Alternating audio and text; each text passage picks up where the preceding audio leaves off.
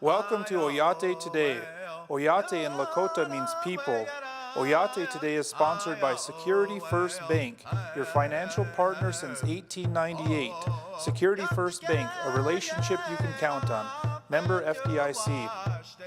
Hi, welcome to Oyate Today. I am your host, Richie Richards. Oyate Today is produced by Tim and Jackie Gallego. Tim is an enrolled member of the Oglala Sioux tribe. Our guest tonight is Cante Hart, a local organizer and just an all-around great person here in Rapid City. Thank you for being here tonight, ma'am. Thank you for having me, Richie. Cool, awesome. And I know that we just came off of the Get Out the Vote movement. We'll talk about that shortly, but if you could talk to us a little bit about yourself and give us some background information on yourself, please. Yes, so my name is Cante Hart. My Lakota name is Kokikpapiwi, which means they're afraid of her. I'm an enrolled member of the Sichangu Oyate, the Rosebud Sioux tribe. I live here in Rapid City. I'm a community member. I'm an organizer. I'm also a mother of 3 daughters. I'm also a Native Nation rebuilder. And I recently just finished up my job with the South Dakota Democratic Party as the Black Hills organizer. Sure. And so where did you grow up and where did you go to school? So I was born in Bismarck, North Dakota. My mother worked for United Tribes Technical College. My mother, her name is Caroline Hart. And she was kind of a career lady. We also lived in D.C. She worked for the IHS headquarters. So I lived in Maryland for a while. I also lived in Aberdeen. She was the executive director of the Great Plains Tribal Chairman's Health Board. And so she moved her organization here, and so I've been living here ever since then. And I finished school here in Rapid City at Rapid City Central. And I'm also still attending classes at Oglala Lakota College. Cool, what are you studying? Business management. Awesome, Yes. awesome. And so when did you move to Rapid City then? About 2000. Okay, cool. Yeah, So you've been here for a number of years. Yeah. Good deal. This is what I call home. Cool. And so, as I mentioned, you were the Black Hills, was it the organizer? Yeah, Black Hills Field Organizer. Field organizer. And so, with that, Get Out the Vote and Get Out the Native Vote specifically, how did that go? It went really well. I think we had a great turnout this year, a little bit more than the last election, and I know we have a lot of work to do still, but we had a good turnout, and we're hoping to keep working hard. We have a lot of work ahead of us, and we're going to stay focused and keep getting the vote out for the natives. How important is it for natives to get out? Native Americans to get out and vote. This year was very important. We had a lot of Lakota candidates, and so we wanted to get out there and support our relatives. And we need a voice at the table. I think it's very important for Lakotas to run for office, and so that we can have a voice and have a seat at the table in any form of government. We need to be there, and we need to stand up for our people. Sure. And as field organizer, then what did you do specifically? What was your job specifically? Mostly organizing volunteers, getting people out there, spreading the word, spreading awareness of the importance of voting for the Democrats, but mostly just voting. You know, we didn't really care who you voted for. We just want you to vote. Mostly we were organizing volunteers. We were canvassing, going door to door, knocking doors, making phone calls, having phone banks, doing a lot of office work. We were just spreading awareness for, and voting for our Native Democrats. That's mainly why I was doing it. I was pushing for Alexandra Frederick, who is running for the Secretary of State. And I was also pushing for Wayne Frederick, who is running for Public Utilities Commission. Yes. I was definitely out there working for them, doing it for them. I understand that you're going through Rapid City neighborhoods, including Lakota Homes, Yes. Star Village, and other areas with the bullhorn on the back of a truck and a drummer. Yes. And making some noise out there. Yeah, that was my favorite part of the job. Yeah. We took a caravan of natives and we drove around North Rapid, and we tried to make noise and let everyone know that we're out here. We were giving rides. If anyone needed a ride, we were there. We were just there to support our people, to get people to the polls, doing what we can. I heard you're pretty funny on that bullhorn. So Yeah. That was a good time. I was out yelling around, "Geek Doppel, wake up, relatives, it's time to vote." Now, you're also a part of a committee or a board that's working to bring an Indian Center to Rapid City. Could you tell us who's on that board with you and where are those efforts currently? Yeah, well, okay, so it stemmed from the community conversations, the Rapid City Community Conversations, which have a monthly meeting with community members to talk about issues within Rapid City. And so it stemmed from that. We had a lot of people, that same issue kept coming up, that we needed a place for Natives, a community center, because we don't really have a place for us to meet. We don't have a place for funerals or wakes for our own people. We have Mother Butler, but it's not really, you know, our place. So we've been working having efforts to make this happen. And so we created a board of directors, and on our board is Jean Tyon, Sandra Woodward, Kibi Cante, and I. And yeah, we've committed ourselves to bringing an Indian Center to Rapid City the past couple years. We haven't stopped working. We're gonna make it happen. It's slowly happening. Right now we're in the process of getting our 501c3 status. Also, our president board is Bev Warren. Wow. Who is also a strong community elder, Definitely. woman in power. So we're proud to have her as well. But right now we're just working on our 501c3 status. So if anyone wants to come help us, everyone's welcome to come help us. You know, it's all volunteer work. We don't get paid. We've just been committing ourselves to make this happen. And we've been working with the mayor, the chief of police have been on our side. A lot of allies in the community have been on our side as well to make this happen. So we're hoping to keep it going and make sure this does happen. Most of the large cities outside of South Dakota, outside of these reservation areas, have Indian centers, and they function quite well. A lot of services come through there. I think since the relocation program of the 1950s and into the 1960s, you see the development and the foundation, the founding of these Indian centers, and the functionality of them, of having all of these city Indians, all of these urban Indians coming together and having a spot to do funerals, to do other programs. So what would you envision having inside, or what does your committee or board envision in having inside of an Indian center in Rapid City then? So our Indian Center is going to consist of, you know, a space where we can have events, obviously, and also we want to have an art gallery where we can show our local artists and, you know, do some, you know, maybe selling their artwork. Also, we want to have like classrooms and meetings so people can meet there.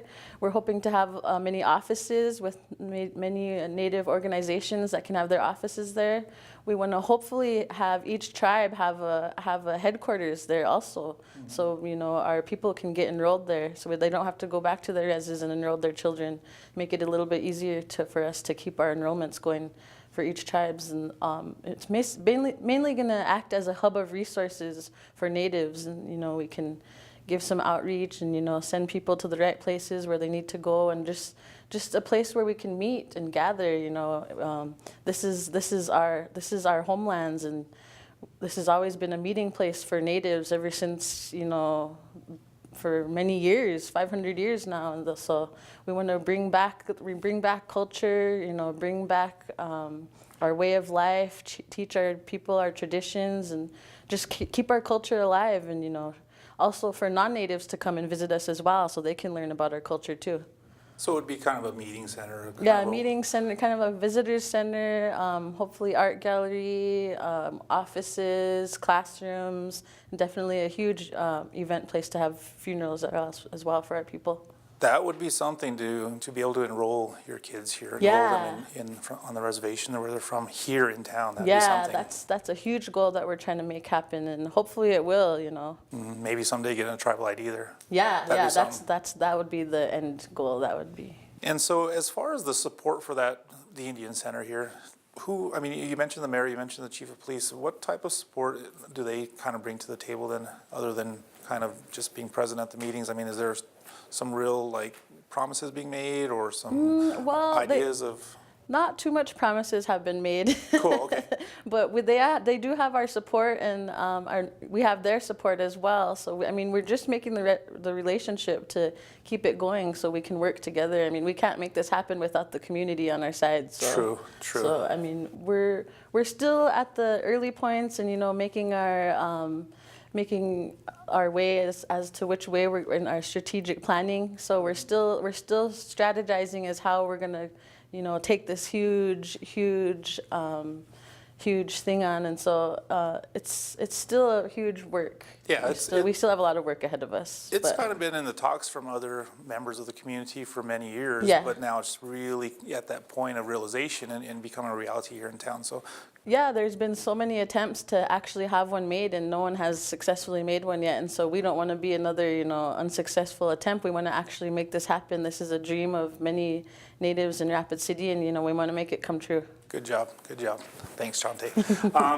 We're going to take a break, but we'll learn a little bit more about Cante Hart and her work here in Rapid City and outside of the community as well. So we'll be back after a word from our sponsors. You can't predict life's ups and downs. You just give it all you've got to stay on top. But it's easier with a partner like Security First Bank. Since 1898, we've been riding with you through the country's biggest ups and downs. And this is where we'll stay. Security First Bank, a relationship you can count on. Member FDIC.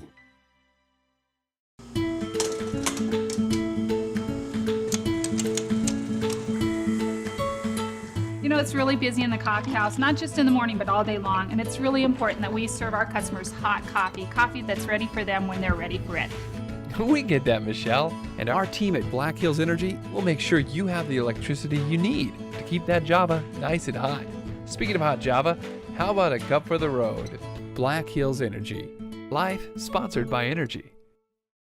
Native Sun News has been voted the best weekly newspaper in its class for 2015 by the South Dakota and North Dakota Newspaper Associations. You can find a copy of the Native Sun News at many businesses and vending machines in Rapid City and the surrounding area, and on all 9 reservations.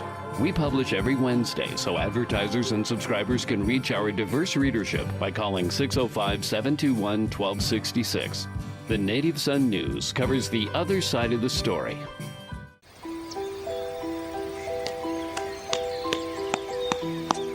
I have a dream. I want to be a soldier.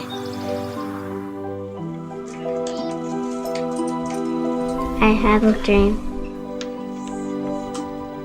I want to be a construction worker.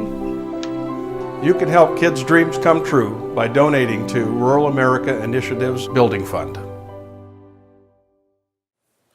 Hi, welcome back to Oyate Today. Once again, our guest tonight is Cante Hart, local organizer, mother, and just all-around great individual here in Rapid City. Thanks for being here tonight, ma'am. Thank you. Cool, awesome. I understand you took a trip to Carlisle Indian School. Yeah, we went. It was the 100th year of the Carlisle Indian School closing of the Indian boarding school. And so we went to the commemoration. I brought a friend with me and also my father. We visited the graves, and we went, and my father sang for those who weren't able to make it home. And it wasn't a nice experience, I want to say, but I mean, it was good to go back to a place where our relatives were, where it was a hard place for them, and it was hard to be there. You could kind of feel their feelings there, and it was kind of tough to be there. But let's take it back a notch then. Let's go back and just for our non-native or native viewers who are not familiar with Carlisle Indian School, where is this at, and what is this school about? So Carlisle Indian School is one of the first native boarding schools that was made in. It was obviously 100 years ago. It's in Pennsylvania. And so what they did was the first kids that were taken there were 35 Rosebud kids, 35 Oglala kids, and then other kids from various tribes that were taken from their families 100 years ago. And so a lot of them didn't make it home. And so what they did was they buried some of them there without their families knowing. Some of them were adopted out. A lot of them didn't make it home, weren't able to reach their families. It was really a hard time for our people and for our Lakota children. And so the boarding school closed 100 years ago. And so they had a commemoration about the grounds and just, bringing back all those memories and, talking about what happened, to our children. Our children were taken, and the U.S. government never, ever did anything to apologize, never gave back to the families, nothing ever came of it. And so we were there to remember the children and the families that were broken many years on, still happening too. And so you visited the graves of children who were passed away there, who died there. And so what was that experience like then? It was not a good experience. The first gravesite that they did when they first buried the first group of children, they dug them up and they moved them to a different place. And so the first gravesite is just a parking lot. You know, there's no signs, there's no nothing to remember them by. You know, now it's just the army barracks. And so they moved it to another grave site, and so some of the graves there are just unknown names of children, you know, and so it's really hard to see that you know, they weren't given a proper burial, you know, they weren't remembered. Their parents, I'm sure, you know, had a hard time with it. Families still have a hard time with it. It's just a huge part of our intergenerational trauma that's still going on. So, Is there repatriation efforts then? yeah, there is repatriation. If you do know if your relative was there, the army is willing to help you get their remains back to their homelands. I know a few people from Wind River Reservation went and took their relative and brought them home. Wow. And so, yeah, the army is willing to help work with you if you do know any relatives that died there. You know. So was that a matter of identifying them through DNA, all of that? I mean, Yeah, there's probably a large science behind it. Yeah, But I think it's a huge process, because how do we even know if our relatives were there? You know, we don't. So it's a tough yeah, thing going especially on when there. you're talking over 100 years ago, and a Yeah, lot of those people yeah. aren't in our Yeah, in it's our a tough collective. place to be at. Yep. And so what did you take from that experience, and what did you come back? I know, I understand you were there to commemorate the 100th anniversary of the closing of it, but what did you bring back? What experience did you bring back with that experience, I guess? There's a new website, I can give it to you later. It's a new archives of Carlisle Indian School, and you can look on the website to actually see which students went to school there. And I found out that one of my relatives did graduate from school there. And so, it seemed like he had a good experience from it, which, you know, many of them didn't have many good experiences there. But he graduated from school there. He went on to school at Yankton, and Wow. so I'm you know, glad he got educated and all that. But I mean, it's still really disheartening, and you know, breaks your heart to think of all the Lakota children that were taken from their families, and it just makes me more grateful for my children. Yeah, for sure. Yeah. And that you have them with you. Yeah. Definitely. You also took, as part of your organizing, as part of taking that leadership role in our community, you also had an opportunity to travel to Poland Yes. and to Auschwitz. Yes. Let's hear a little bit about that. That was a huge eye-opener for me.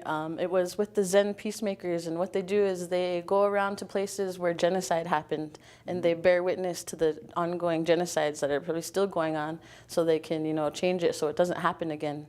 And so they had a bearing witness retreat in the Black Hills for the Lakota people, and because of that, I was representing Lakota people to do the Auschwitz retreat, to bear witness to the, you know, World War II Jewish genocide.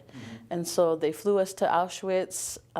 We went to Krakow, Poland. I went with my friend Chaz Jewett with the Zen Peacemakers. And so they took us to Auschwitz, the very first camp, the Nazi German camp. And when we first got there, they took us to the last gas chambers that were still there. And they took us in there and they shut off all the lights. And so that was, you know, I was bearing witness to the Jewish genocide, and it was really scary. You know, I had to smudge every time I left the grounds, but I learned a lot. I learned about the genocide, about World War II, and it's just really sad. It was a sad place to go, but it was an eye-opener, you know. I learned a lot from it. Yeah. And so what was the intention of that program then? I know bearing witness is part of that, but what is the intention for you? And in other words, you went there to bring something home. And so what was that? I went there to witness their genocide. And, you know, it's way different from ours, because I was surprised that they had a record of every person that died there at every moment. And, you know, it's different from our genocide because, you know, we don't know how many of our people died. You know, there was so many, like millions and billions of us that were killed in our genocide, and so that they were a little more organized with theirs. But I mean, I seen the difference, and you know, it's kind of the same. You know, they just wanted to kill off brown people. Almost like animals, like clearing, Yeah, clearing the buffalo and clearing the people of the land. Yeah, definitely, just like that. Yeah. You know, Cante, we're going to take a break, but when we get back, we'll learn a little bit more about your work in Rapid City and the surrounding area. So thank you so Sounds much good. for coming on and sharing with us Thank tonight. you. We'll be back after a word from our sponsors.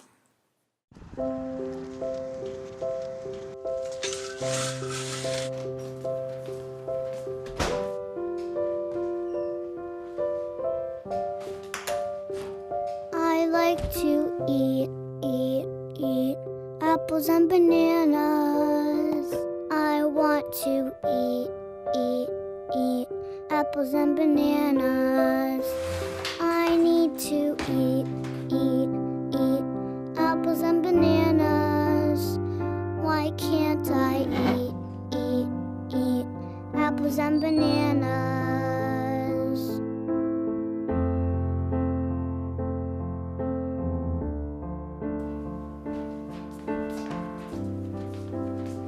Support the Feeding America nationwide network of food banks to help provide meals to those in need. Join us at feedingamerica.org. If you're talking, they will hear you. Why are we getting killed like this? Kyle's not here. Got caught drinking beer in the park a couple of nights ago. Really? Yeah, 0 tolerance. He's out for the season. Harsh. Hey, he knew not to drink. We've made that clear to all of our kids, right? No, not really. Bill, if we don't tell them what we expect and why they shouldn't drink, how are they gonna know? Talk. They hear you. You can do it if you try. You maybe know that earning a GED can increase your lifetime earnings, can be a first step into a university or technical institute. But maybe you don't know how easy preparing for the GED test is anywhere in the Black Hills. Classes are free, a service of the Career Learning Center of the Black Hills and Black Hills Special Services Cooperative. Go online to learn more or call. Earning a GED can change your life. Hi, welcome back to Oyate Today. Once again, our guest tonight is Cante Hart, local organizer, excellent leader in our community, and just an all-around great person. Thanks for being here tonight, ma'am. Thank you. Let's talk a little bit about the challenges of organizing and doing these events, putting these events together, getting people out to vote, getting people out to stand for causes. What are some of the challenges that you come across here in Rapid City in the work that you do? Well, it's tough. It's tough to get people to volunteer and, do things that they don't want to do and, get them out of their comfort zone. But I try to use like native humor with it. I try to make things fun and, let people know actually why we're doing this. We're doing this for our people, for our children, for our ancestors. I'm doing this for my children because I want them to have a good life in Rapid City, and I want them to have opportunities that the same non-Native kids do, and I want them to grow up in an environment where they feel safe and they have the same opportunities as everyone else, and I want them to do better than I did. So that's what all parents want. But yeah, I'm out here doing it because I'm a parent and I care about our future. Definitely. I always feel that, we're blessed with positions, we're blessed with things in our life, and we should use those blessings and give back. So I always try to give back and put into the community, whether it's through volunteerism or other things. But I always feel that we should all be out supporting each other in our work. Yeah, so, definitely. As part of that, you've been involved with the MMIW movement, the Murdered Missing Indigenous Women relatives, men who are murdered and missing in the Indian country and in surrounding areas. So what's that been like for you? What's that experience been like for you?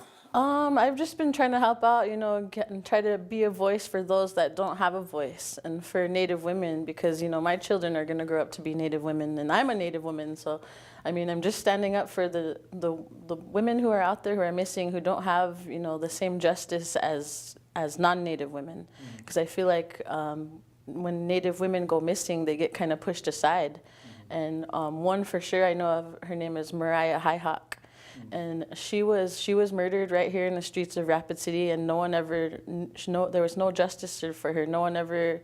They're still not looking into it. They just made it as a closed case. Like, people like her, I want to stand up for them and their families, for justice for their families, and I don't want that to happen again, because it happened right down in my neighborhood, and it's scary, that we don't feel safe in our neighborhoods, especially as Native women. I think Native women are targeted a lot, and they have higher statistics of being raped and murdered, and so it's scary out there for us. So I want to do anything I can to help and spread awareness and help get justice to those that need it. Yes, I attend a lot of these events, and what's nice about it is that you bring your daughters along, and you let them hear those messages, those words, and those things. And although they might be playing or they might be doing, those adolescent activities, but at the same time, it's still registering what's happening and why they're there. Yeah, well, that's exactly how I got into it. You know, my mother took me everywhere with her to all her meetings and her conferences and,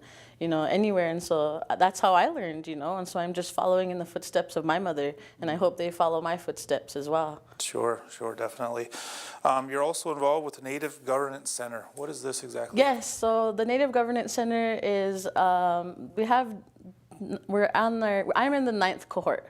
And so it's been going on a while. It's a new way of bringing leadership skills and tools to engage in your community. It talks a lot about tribal governance and the standard approach. The standard approach isn't working too well in our tribal governments right now. And so they bring a new approach to tribal governance. And you know, the approach that was made for tribal governance now, it was made to fail. You know, it was made by non-natives. And so this is a new way of tribal governments and bringing a new approach to tribes nowadays. And just teaching you leadership skills and how to get out there and how to be a good leader. I'm going to a meeting next month. It's our last session, and we're bringing in a new cohort. And so if you're ever interested, you can apply. You know, all you have to do is apply. It's for enrolled members of North Dakota, South Dakota, and Minnesota. Sure. And it's by the Bush Foundation. Okay. Is there a website for that? Yes, yes. It's just nativegovernance.org. Oh, Nativegov.org. Yeah. You can sign on. You can apply, and you can get in. And I've learned so much from it, and I suggest that you apply. And if Rapid City were a perfect town for Native Americans and non-Native Americans, what would that be like, just briefly? If it were a perfect town? If we had a perfect community, if we had a great community for everyone, what would it be like? I think that it would be like that we would have a seat at the table at every form of government. So we would have people on city council. We would have more natives in the police department. We would have more natives in office. I think that would be a perfect Rapid City. And I want to push to make that happen. I think it's really important for natives to run for office, run for city council, and get a seat at the table where we need to be there. We should be there. We make up, you know, almost half of the population here, I feel like. And there's so many of us that live here. We need to be represented by those that we choose. Thank you so much for being here, ma'am. Thank you. I want to thank our producers. I want to thank Cante Hart for being here tonight. I want to thank our sponsors. I want to thank Prairie Edge for hosting our show. And I want to thank you for making Oyate today a part of your night.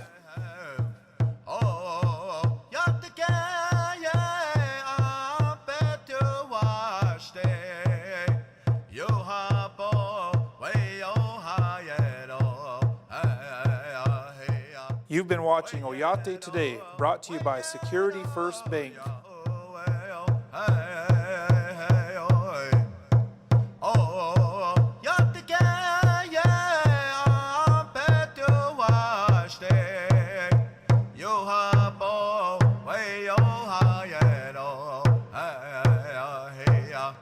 Wait,